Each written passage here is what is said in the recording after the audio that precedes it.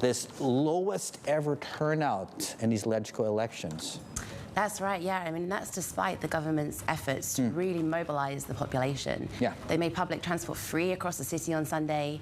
They made multiple public appeals to people to try to come out and vote. And despite that, people just were not inspired by the choices at the ballot box and have chosen to vote with their feet by staying home. But I have to ask, does the government or does Beijing care? You know, I think while Carrie Lam would have liked a big turnout to legitimize this process, ultimately it's incidental to their larger aim, which is to give Beijing more power. All 20 directly elected candidates are now pro-establishment figures, and they've eliminated the opposition from government.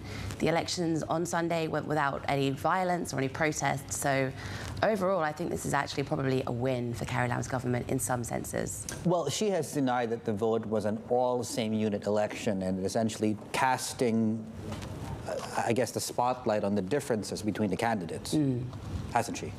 She has done, Yeah.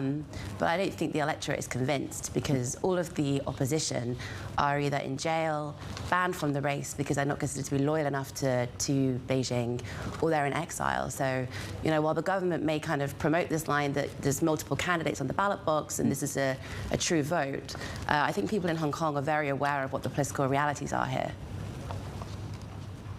Jenny, what are the main issues, what are the main grievances at this point, even if the people that hold these grievances are not actually turning up to the polling booth?